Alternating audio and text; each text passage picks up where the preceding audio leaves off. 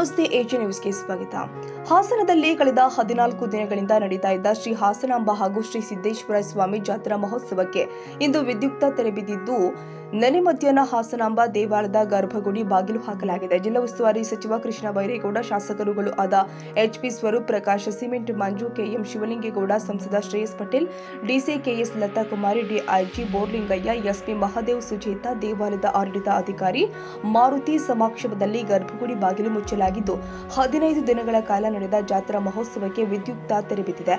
ಬಳಿಕ ಸುದ್ದಿಗಾರರೊಂದಿಗೆ ಸಚಿವ ಕೃಷ್ಣ ಬೈರೇಗೌಡರು ಮಾತನಾಡಿ, 2025ನೇ ವರ್ಷದ ಹಾಸನಾಂಬ ಜಾತ್ರಾ ಮಹೋತ್ಸವ ವಿದ್ಯುಕ್ತವಾಗಿ ಮುಕ್ತಾಯವಾಗಿದೆ.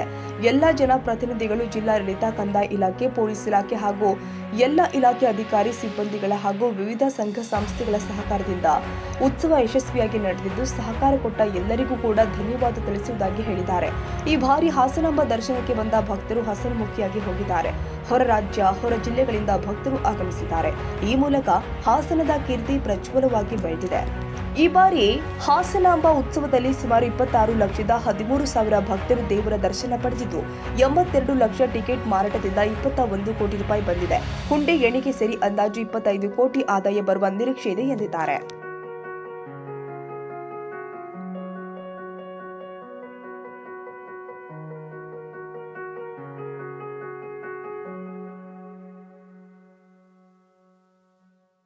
ಕನ್ನಡಿಗರ ಮೆಚ್ಚಿನ ನಿಮ್ಮ ಎಜೆ 24/7 ನ್ಯೂಸ್ ಕನ್ನಡ ವಾಹಿನಿ ಇದೀಗ ಟಿವಿಯಲ್ಲಿ ಲಭ್ಯ. ವೇಳೆ ನೋಟಿಸ್ ಕೊಟ್ಟಿದ್ರೆ ವಾಪಸ್ ತಗೋತೀವಿ. ಇವತ್ತು ವಕ್ಫ್ ಪ್ರಾಪರ್ಟಿ ಅಂತೇಳಿ ಬರ್ತದೆ ಅಂತ ಹೇಳಿದ್ರೆ ರೈತರ ಬೀದಿಗೆ ಬಂದ್ರೆ ಏನ್ ಮಾಡ್ಬೇಕಾಗತ್ತೆ? ಯಾರು ವೋಟ್ ಹಾಕಲಿಲ್ಲ ಅಂದ್ರೆ ಗ್ಯಾರಂಟಿನೆಲ್ಲ ಸ್ಟಾಪ್ ಮಾಡ್ಬಿಡ್ತೀವಿ.